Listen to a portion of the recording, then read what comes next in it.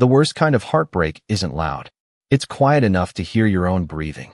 The rain followed me all the way down Lexington Avenue like it knew I had nowhere else to go.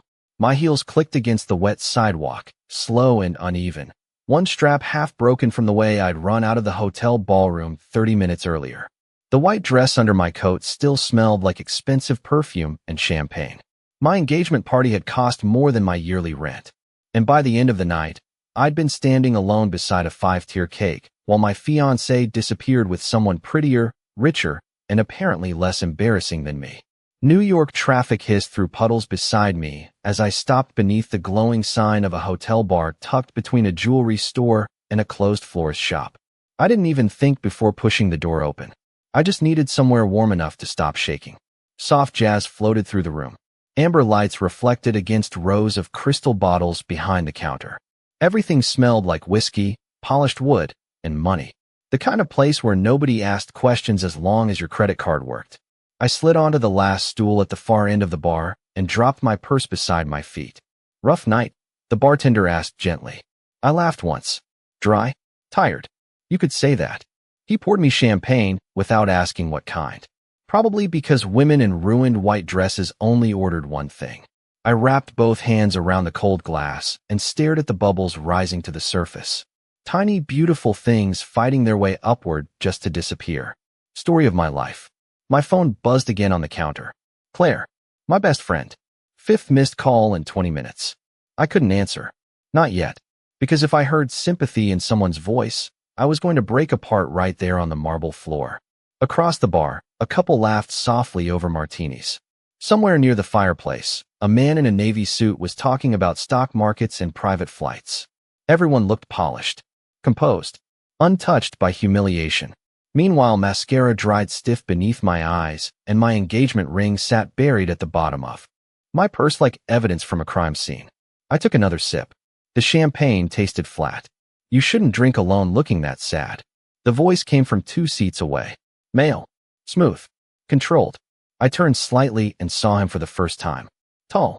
Dark suit. Black tie loosened just enough to suggest the night had already been long. He looked maybe 34, maybe older. Men like him carried age differently. Not in wrinkles. In silence. His dark hair was pushed back neatly, exposing sharp cheekbones and eyes so deep brown they looked almost black beneath the dim lights. Expensive watch. Tailored coat. Calm posture. Everything about him whispered power without needing to announce it. He wasn't smiling, but somehow that made him more dangerous. I looked away first. "Trust me," I muttered. "Tonight's not exactly social." The corner of his mouth moved slightly. Not a smile. More like recognition. Before either of us could say another word, the atmosphere in the bar shifted. I felt it immediately, like a draft sweeping through a room before a storm. 3 men entered through the front doors wearing dark coats despite the heat inside. Broad shoulders. Sharp eyes. The kind of men who scanned exits before they looked at people. Every instinct inside me tightened. The stranger beside me noticed too. Of course he did. One of the men glanced across the room, then stopped directly on me. My stomach dropped. He said something quietly to the others. They started moving toward the bar. Fast enough to matter. Slow enough to scare me more. "Do you know them?" I whispered. The man beside me set down his whiskey glass with terrifying calm. "No," he said softly. "But they think they know you." My pulse stumbled. What does that mean?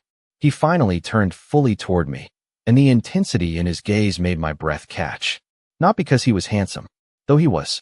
It was the certainty in his eyes. Like he already knew how this night would end. The 3 men kept coming. One reached beneath his coat for something hidden.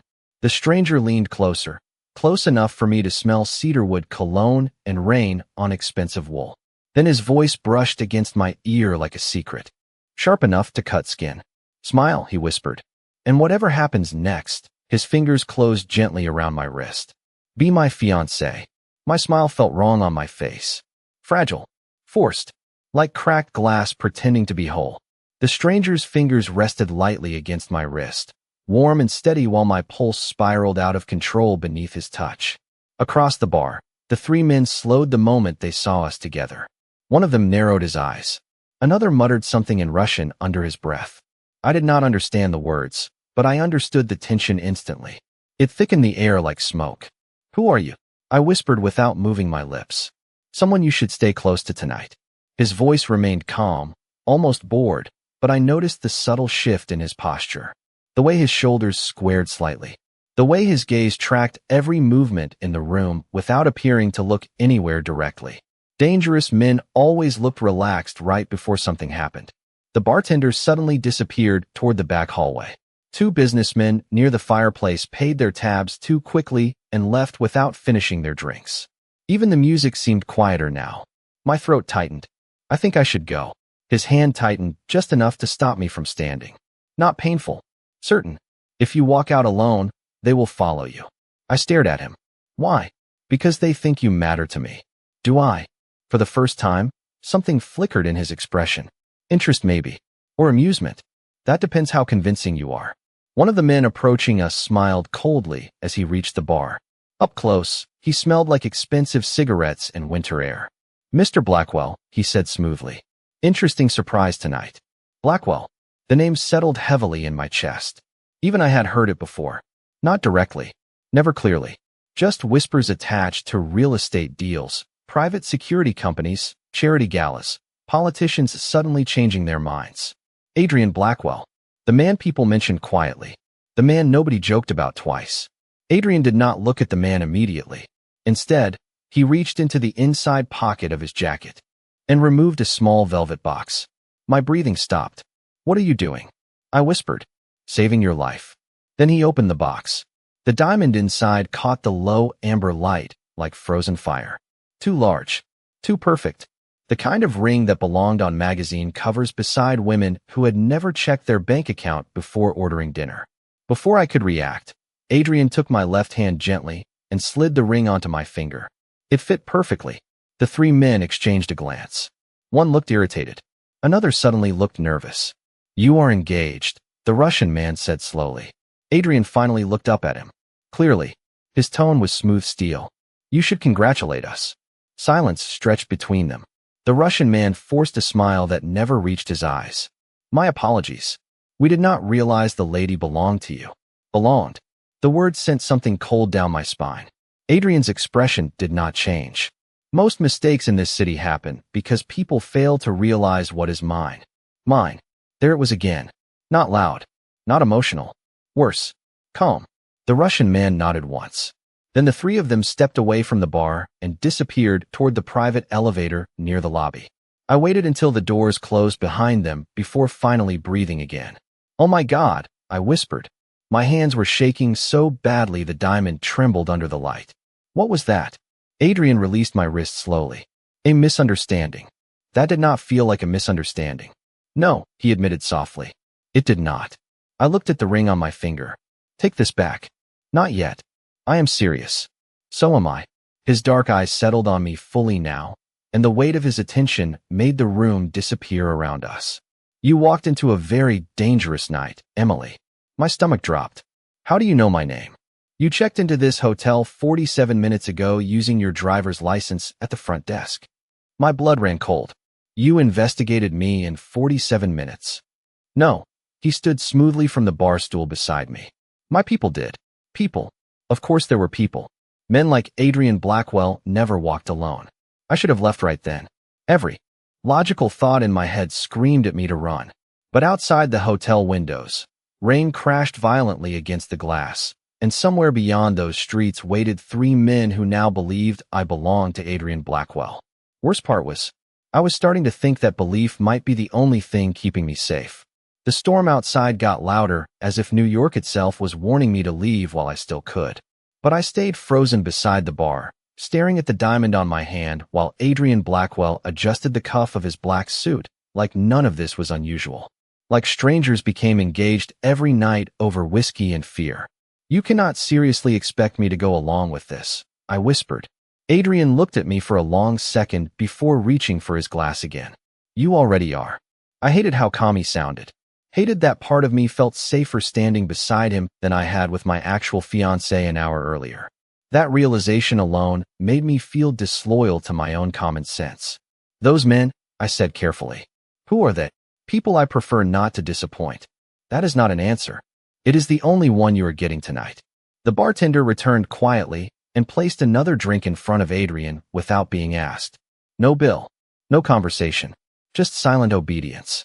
Adrian nodded once in thanks, and the bartender disappeared again immediately. I noticed then that everyone in the room avoided direct eye contact with him. Staff moved faster around him. Guests lowered their voices near him. Power changed the temperature of a room before it changed anything else. Adrian glanced at the champagne still untouched in front of me. Drink. I do not take orders well. One corner of his mouth lifted slightly. Good. Fear makes people predictable. You do not seem predictable yet. Yet. The word lingered between us strangely. Before I could respond, a woman in a red silk dress approached the bar with sharp heels and sharper eyes. Beautiful in the polished Manhattan way that made every flaw disappear beneath money and confidence. She stopped the moment she saw me wearing the ring. Then her attention shifted slowly toward Adrian. Interesting choice, she said. Coolly. Adrian did not stand. Vanessa. Her eyes narrowed slightly. Your mother is expecting you upstairs. Upstairs. Right. This was a hotel, not just a bar, which meant Adrian had not arrived here by accident. Then she can continue expecting, he replied smoothly. Vanessa crossed her arms. You disappeared from the fundraiser for 20 minutes and returned engaged to a stranger in a rain-soaked dress. Do you understand how insane that sounds? Completely. Her gaze landed on me again, colder this time. And who exactly are you? I opened my mouth, but Adrian answered first. Emily Carter.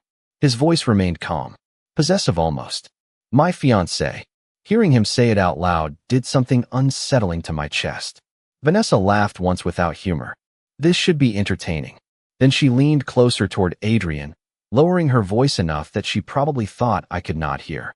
The Russians are already asking questions. Adrian's expression never changed. Let them. You are taking a risk. No, he said quietly. I am controlling one. Vanessa studied him for a long moment before finally stepping back. Your mother will hate her. Adrian took another slow sip of whiskey. My mother hates everyone. Vanessa looked almost amused at that before turning away and disappearing toward the private elevators. The second she was gone, I exhaled shakily. Your mother? Adrian stood from his stool then, tall enough that the entire room seemed smaller around him. We are leaving. Leaving for where? Somewhere safer than this bar. I am not going anywhere with you. He reached for my coat draped over the stool beside me and held it out patiently. Emily. The way he said my name should not have affected me. Soft. Certain. Dangerous. You are already involved now. The only difference is whether you stay protected while it happens. Protected by you? Yes. Why? That finally made him pause. Just for a second. His dark eyes searched my face like he was deciding how much truth to give me. Because they saw me put that ring on your hand, he said quietly. And men like that only understand ownership. Ownership. Again. Every conversation with Adrian felt like stepping deeper into water without realizing how far from shore I had drifted. He moved closer then, taking my coat carefully before sliding it over my shoulders himself. His hands never lingered, never crossed a line. Somehow that restraint felt more dangerous than arrogance would have. One night, he said softly near my ear, stay beside me for one night, Emily. Tomorrow, if you still want to disappear from my world, I will let you walk away. I should have said no. I should have grabbed my purse and run straight into the rain. Instead, I looked down at the diamond flashing beneath the amber lights and realized something terrifying. For the first time all night, I believed him. Rain blurred the city into streaks of gold and black as I followed Adrian through the hotel lobby. Nobody stopped him. Nobody questioned why a woman in a wrinkled white dress and borrowed diamonds was suddenly walking beside one of the most powerful men in Manhattan. The revolving doors opened before us, and cold October air wrapped around my skin instantly. A black SUV waited at the curb with headlights glowing through the storm. Two men stood beside it wearing dark coats and expressionless faces. Security. Drivers. Maybe both. One of them opened the rear door the second Adrian stepped outside. Get in, Adrian said calmly. I looked at the vehicle, then back at him. That sounds less comforting every time you say it. For the first time that night, I saw something dangerously close to amusement in his eyes. You are still alive, Emily. I would say my methods are working. Barely. Thunder rolled somewhere above the skyline. People hurried down the sidewalks beneath umbrellas, completely unaware that my entire life had tilted sideways in less than an hour. Adrian waited patiently beside the open car door while rain gathered across the shoulders of his black coat. He looked carved from the storm itself, calm inside chaos. I should have walked away. Instead, I climbed into the SUV. The leather seats smelled expensive. Warm air brushed against my freezing hands as the door shut softly behind me. Adrian slid in beside me a second later while one of his men took the front passenger seat. The other got behind the wheel immediately. "Westchester," Adrian said quietly. The driver nodded once and pulled away from the curb. I stared out the rain-streaked window as Manhattan lights stretched into distorted ribbons beside us. My reflection looked unfamiliar. Smudged mascara, pale skin, diamond ring catching flashes of passing headlights every few seconds like a reminder I could not escape. Adrian noticed me staring at it. "You hate it." "I do not even know what it means yet." "It means nobody touches you tonight." The simplicity of his answer unsettled me more than threats would have. I crossed my arms tightly. "You keep talking like people belong to you." "People do," he replied without hesitation. "That is how power works." "That sounds lonely." He turned toward me slightly then, really looked at me. "Most powerful things are." Silence settled between us after that.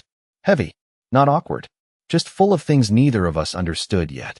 The SUV moved smoothly through the rain while soft classical music played somewhere near the front dashboard.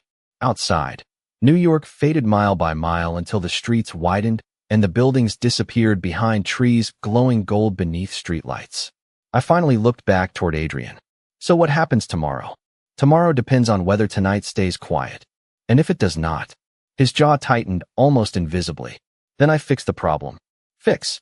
Men like Adrian use gentle words for dangerous things. My phone suddenly buzzed inside my purse, making me jump. Claire again. 7th missed call.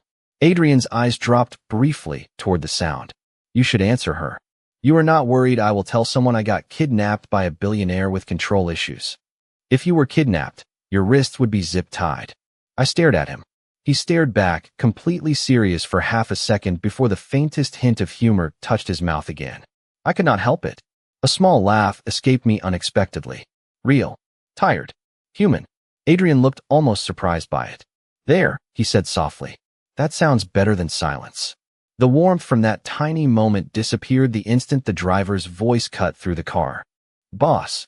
Adrian's entire posture changed immediately. Still calm. Sharper now. "What?" "Black sedan behind us since 57th Street. My stomach tightened instantly. Adrian glanced casually toward the side mirror without turning his head fully. "How many?" "Two visible." The front passenger reached slowly inside his coat, not panicked, just prepared. Every inch of the atmosphere inside the SUV shifted colder, more focused. Adrian looked toward me again, and somehow his voice remained perfectly steady despite the tension filling the vehicle. "Emily." "What?" "Whatever happens next, stay beside me." My pulse spiked. "Adrian." He reached over slowly then, taking my shaking hand in his for the first time since leaving the hotel. His grip was warm, controlled, certain. "Look at me," he said quietly. I did. Those dark eyes held mine completely. "You are safe with me." Outside, the rain kept falling. Behind us, headlights stayed close through the storm. The black sedan stayed behind us for 12 miles. I counted every one of them by the highway signs flashing through the rain. Exit numbers. Gas stations. Empty roads glistening silver beneath the headlights. Nobody inside the SUV spoke much after the driver noticed we were being followed. The silence felt alive now, sharp around the edges. Adrian still held my hand loosely against the leather seat between us, his thumb resting near my wrist like he could feel every panicked beat of my pulse. I should have pulled away. Instead, I kept staring at the windshield while his warmth anchored me to something steady inside the storm. "Who are they?" I finally whispered. Adrian did not answer immediately. His eyes remained fixed ahead. "Men trying to decide whether I am bluffing." "About me?" "About how important you are." I almost laughed at the absurdity of that. 3 hours ago, my fiancé had abandoned me beside a champagne fountain, and now strangers in black cars were apparently measuring my value to one of the most feared men in New York. Nothing about tonight felt real anymore. The SUV turned off the main highway onto a narrow private road lined with towering trees. Iron gates appeared ahead, illuminated softly beneath. Stone pillars nearly 15 feet tall. Cameras tracked the vehicle as we approached. The gates opened instantly. My breath caught despite myself. The estate beyond looked less like a home and more like something pulled from an old European film. Endless dark windows glowing warm against the rain. Stone walls wrapped in ivy. Fountains glimmering beneath soft golden lights. It was beautiful in the same intimidating way Adrian was. Elegant enough to distract you from how dangerous it probably could become. "This is your house?" I asked quietly. "One of them." Of course it was. The SUV curved through the long driveway before stopping beneath a covered entrance where two more men in black coats already waited. One opened Adrian's door immediately. The other stepped toward mine with an umbrella before I could touch the handle. Nobody spoke above a respectful murmur around him. Nobody wasted movement. Everything about this place operated with polished precision. Adrian stepped out first, then turned back toward me, holding one hand out patiently through the rain. I stared at it for half a second before taking it. His fingers closed around mine carefully as I stepped onto the wet stone driveway. Warm light spilled across us from the massive front doors opening ahead. "Mr. Blackwell."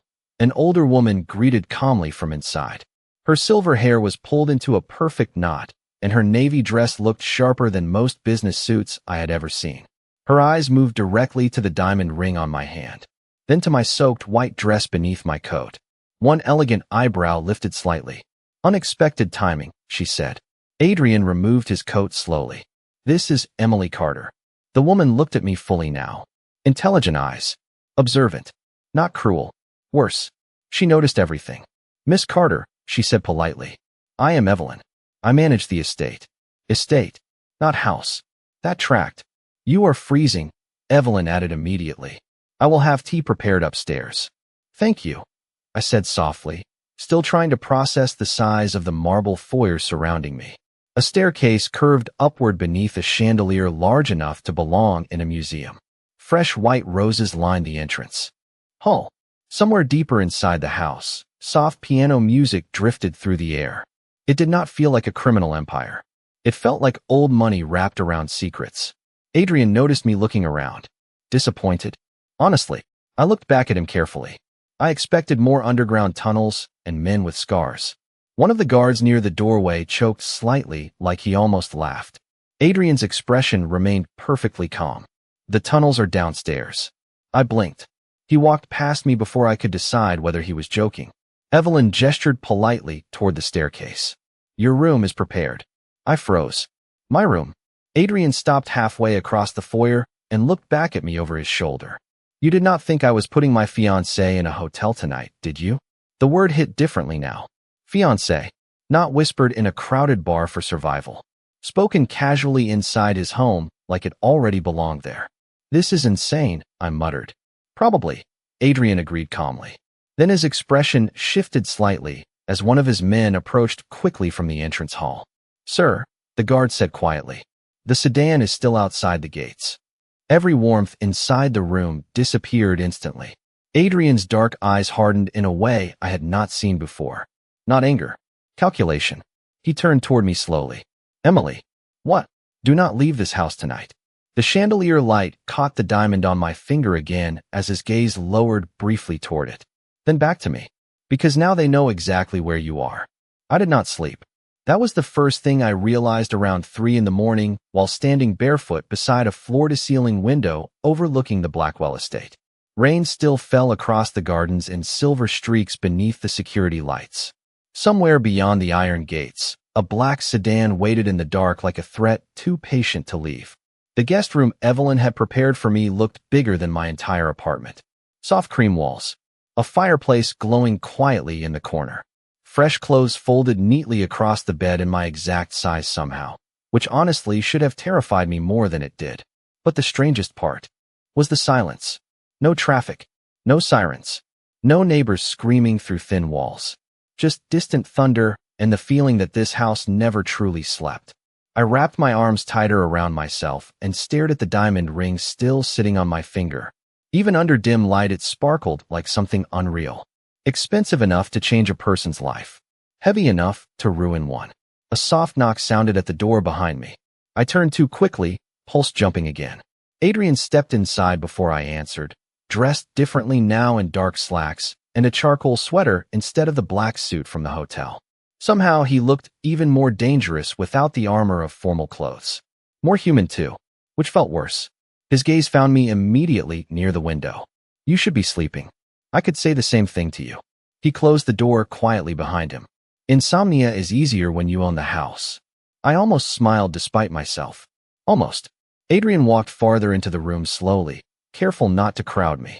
It struck me suddenly that every intimidating thing about him came from control. He never raised his voice, never rushed movements, never needed to prove he could dominate a room because everyone already knew he could. The sedan left 20 minutes ago, he said finally. My security team confirmed it. Some tension eased from my chest. Not all of it. So I can leave? Adrian studied me carefully before answering. If you want to. The response surprised me enough that I frowned. That easy. No, his honesty landed heavier than excuses would have. But I said I would let you walk away if tonight stayed quiet. And did it. He glanced briefly toward the rain outside. Quiet is relative. I looked back down at the ring twisting slowly around my finger. I still do not understand why they believed any of this. Adrian moved closer then, stopping beside the fireplace instead of near me. Heat from the flames painted soft gold across the sharp angles of his face. Because men like them understand symbols. His eyes dropped toward the diamond. That ring tells people you are under my protection. Protection or ownership? I asked quietly. Something unreadable flickered across his expression. Sometimes the line disappears. Silence settled between us again. Softer this time. Less dangerous. I hated how quickly I was getting used to his presence. Can I ask you something? I said finally. Adrian nodded once. Why me? He looked genuinely confused for the first time all night. What do you mean? There were probably 50 women in that hotel bar tonight. Rich women. Beautiful women. Women who actually belong in your world. I laughed quietly without humor. Instead, you picked the girl crying into discount champagne, wearing a ruined engagement dress. Adrian stared at me for a long moment before answering. You looked honest. The simplicity of it caught me off guard. That is your reason? Most people around me want something. His voice remained calm, but there was exhaustion beneath it suddenly. Barely visible. Human. Money. Influence. Access. You look like someone trying very hard not to fall apart in public. Heat rushed unexpectedly into my face. Adrian noticed. Of course he did. You were watching me? Yes. That is slightly unsettling. You are in my house, Emily. We passed unsettling 2 hours ago. A reluctant laugh escaped me before I could stop it. Adrian's eyes softened slightly at the sound. Not weakness. Just less distance. Then his phone buzzed sharply in his pocket, slicing through the moment instantly. He pulled it out, glanced at the screen, and all warmth vanished from his face. What happened? I asked quietly. Adrian looked up slowly. My mother wants breakfast with us at 8. I blinked.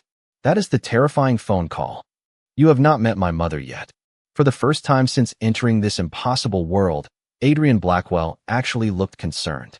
By 8 o'clock the rain had finally stopped, but the tension inside the Blackwell estate felt heavier than the storm. I stood in front of the bedroom mirror wearing a cream-colored dress Evelyn had somehow prepared overnight. Simple, elegant, expensive enough that I was afraid to touch it with wet hands. The diamond ring still glittered against my skin like it belonged there. That part bothered me most. A soft knock sounded at the door. Miss Carter, Evelyn's calm voice drifted through the room. Breakfast is ready. I took one slow breath before opening the door. How bad is this going to be? Evelyn looked almost sympathetic. Mrs. Blackwell enjoys control more than breakfast. That comforting honesty must be a requirement around here. One corner of her mouth twitched slightly. This way. The dining room looked like something from another century. Tall windows overlooking the gardens. Fresh white orchids arranged down the center of a table long enough to seat 20 people comfortably. Silverware polished perfectly beneath soft morning light. And at the far end of the table sat the woman responsible for Adrian Blackwell existing. Catherine Blackwell did not stand when I entered. She barely looked up from her coffee at first. Elegant gray dress. Diamond earrings. Posture sharp enough to cut glass. She looked less like a mother and more like the final boss in a movie about wealthy people ruining your self-esteem. Adrian stood beside her speaking quietly with one of the staff members. The second his eyes found mine, Something in his expression relaxed slightly. Emily, he said smoothly, stepping forward. He pulled out the chair beside him before I could touch it myself. Small gesture. Old-fashioned. Dangerous for my heartbeat. Mother, Adrian said calmly. This is Emily Carter. Catherine finally looked at me fully. Her gaze moved slowly from my face to the ring on my hand, then lower toward the faint wrinkles still visible in my dress from last night's disaster. Nothing escaped her. You were engaged yesterday, she said without greeting. My stomach tightened. Yes. And today you are engaged to my son. Also yes. Adrian reached for his coffee beside me, perfectly calm while I internally planned my funeral. Catherine stirred cream into her cup once. Interesting recovery time. I should have stayed quiet. Probably.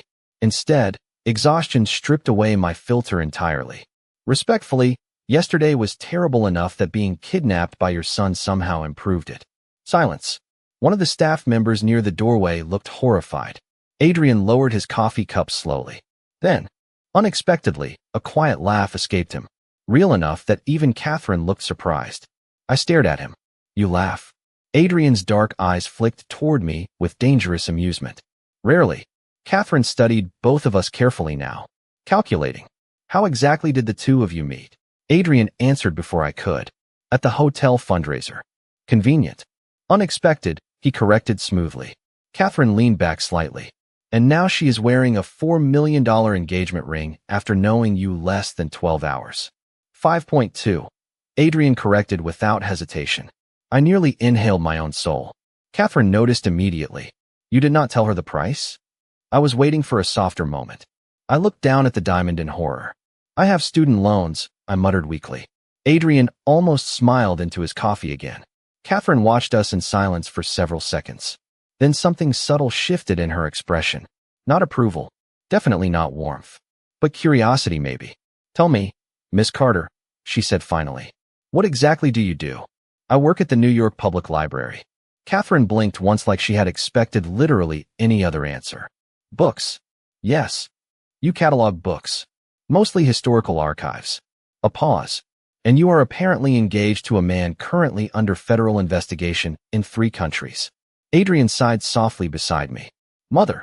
What? Catherine lifted one elegant shoulder. I am trying to include her in family conversation. I choked slightly on my coffee. Adrian handed me a linen napkin without missing a beat. Breathe, Emily. Your family conversations are terrifying. You adjust eventually. Catherine studied me over the rim of her coffee cup again. Sharp. Intelligent. Searching for weakness. Most people probably shrank under that kind of attention. But somewhere between being abandoned at my engagement party and accidentally surviving mafia politics overnight, something inside me had snapped into place. I set my coffee cup down carefully. With respect, Mrs. Blackwell, I said calmly. If this engagement bothers you, imagine how I feel. Silence hit the room instantly. One of the staff nearly dropped a serving tray. Adrian turned toward me slowly, surprise flashing across his face before something warmer replaced it. Catherine stared at me for 3 long seconds. Then, incredibly, the corner of her mouth lifted. Barely. Well, she said quietly. At least she is not boring. The rest of breakfast passed under a strange kind of tension. Not hostile exactly.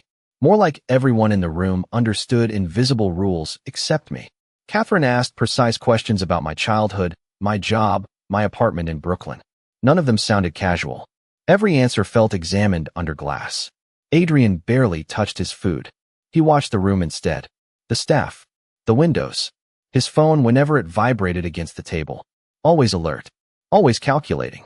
It struck me suddenly that men like Adrian probably never relax completely, even inside their own homes. Especially inside their own homes. By noon, the estate had transformed into organized chaos. Black cars rolled up the driveway every 15 minutes. Men in suits moved through hallways speaking quietly into earpieces. Fresh flowers arrived.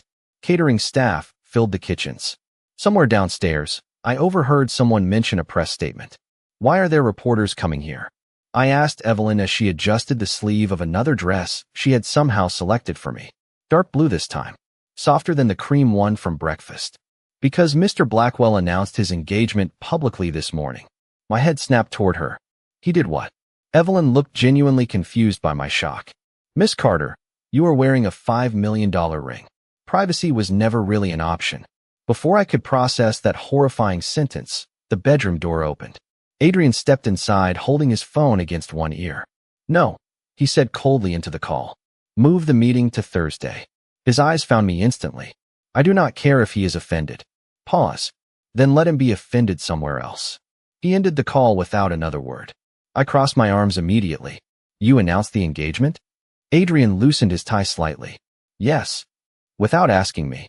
The longer the story looks real, the safer you are. You keep saying that like it excuses everything. It explains everything. Frustration flared hot inside my chest. You do not get to control every part of my life because you decided to put a ring on my hand in a hotel bar. Adrian went still after that. Completely still. The room seemed quieter suddenly. More dangerous. Evelyn wisely disappeared without a sound, closing the door behind her. You are right, Adrian said finally. Calm. Too calm. I do not. Something in his tone caught me off guard. No arrogance. No anger. Just honesty sharp enough to make guilt creep unexpectedly into my chest. He stepped closer slowly. But last night, 3 men believed you mattered to me enough to become leverage. His dark eyes held mine completely now. This morning, the entire city believes you are untouchable. Untouchable. The word wrapped strangely around my heartbeat. And if I do not want your protection? Adrian looked at me for a long moment before answering quietly. Then I will still make sure nobody hurts you. The sincerity in his voice hit harder than intimidation ever could. Before I could respond, another knock interrupted us. One of Adrian's security men stepped halfway inside. Sir, the reporters are arriving. Adrian nodded once. 5 minutes. The guard disappeared again. I stared at Adrian in disbelief. Reporters? Brief appearance only. Absolutely not. Emily? No. He exhaled slowly through his nose like a man negotiating with a hostage situation. You do not have to speak. Just stand beside me. That sentence alone should concern you. Despite the tension, Adrian's mouth shifted slightly again. Tiny. Dangerous. You are handling this surprisingly well. I am disassociating professionally. That actually earned the faintest almost laugh from him before his expression softened unexpectedly. You can still leave after today. My chest tightened strangely. Would they really stop watching if I disappeared? Adrian did not answer immediately, which was answer enough. I looked away first. Outside the bedroom windows, black cars lined the driveway beneath clear autumn skies. Somewhere downstairs, camera shutters clicked faintly through the estate. My old life felt impossibly far away now. Adrian stepped closer again, close enough that I caught the scent of cedarwood and coffee lingering against his shirt. One appearance, he said quietly. Then I will leave you alone for the rest of the day. You promise? I do not make promises lightly.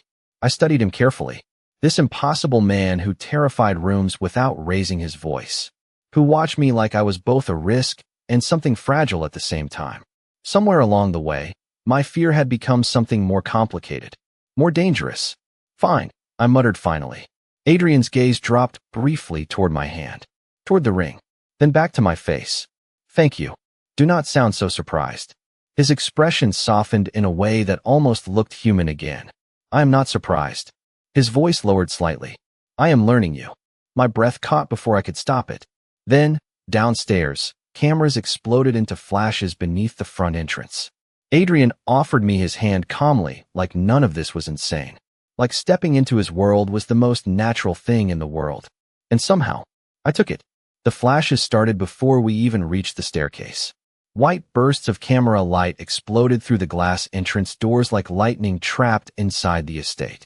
Reporters crowded behind the gates, shouting questions over each other, while security held the line calmly. Mr. Blackwell, is the engagement real? Who was the woman? Are wedding plans already underway? My stomach twisted tighter with every step downward. Adrian walked beside me with one hand resting lightly against my back. Steady. Guiding. Not controlling exactly. Worse. Protective. The moment we entered the foyer, every camera outside turned toward us at once. Flashes bounced off the marble walls. I froze instinctively. Adrian noticed immediately. Breathe. He murmured near my ear without looking at me directly. Do not focus on the cameras. Focus on me. Easy for him to say. He looked born for rooms like this. Calm beneath pressure. untouchable beneath attention. Meanwhile, my heart was trying to escape through my ribs. The front doors opened slowly. Cold autumn air rushed. Inside, carrying the sound of reporters shouting over each other beyond the gates. Adrian stepped forward first, still holding my hand. Security created a path toward the stone staircase outside, while cameras clicked so rapidly it sounded almost mechanical. "Mr. Blackwell," someone shouted. "How did you meet?" Adrian stopped halfway down the steps. Every voice around us quieted instantly. He glanced toward me briefly before answering. Unexpectedly, more shouting followed immediately. "Miss Carter, did you know who he was when you met him?" I opened my mouth. Nothing came out. Adrian's thumb brushed lightly against my hand once, grounding me. "Emily prefers privacy," he answered smoothly instead. The strangest part was how naturally we moved together now. Like we had practiced this. Like somewhere between rainstorms and impossible conversations, my body had learned the rhythm of standing beside him. Another flash exploded directly in my eyes. I blinked hard, and that was when I noticed him. Near the back of the crowd beside a black sedan parked across the road. Dark coat, sharp posture. One of the Russian men from the hotel bar. My pulse stumbled instantly. He was watching us without expression. Watching me specifically. Adrian felt the change in my body immediately. "What?" he asked quietly without moving his lips. I tightened my grip around his hand slightly. Left side. Black sedan. Adrian's expression never changed publicly, but the atmosphere around him shifted in an instant. Colder. Sharper. Dangerous in that silent, controlled way I was beginning to recognize. "Keep smiling," he murmured softly. "Can you do that?" Probably not convincingly. "Try anyway." He turned back toward the reporters with effortless calm, while security subtly repositioned around us. Most people would not have noticed it. I did. One guard moved closer to the staircase. Another touched his earpiece briefly. Adrian kept speaking smoothly about privacy and family, while every instinct inside me screamed that something was wrong. Then I saw movement near the catering entrance beside the driveway. A young waiter carrying a silver tray stepped through the side crowd too quickly. Head lowered, eyes nervous. And suddenly I remembered him. Not from here. From the hotel. Standing near the Russians beside the elevators. My stomach dropped hard. Adrian.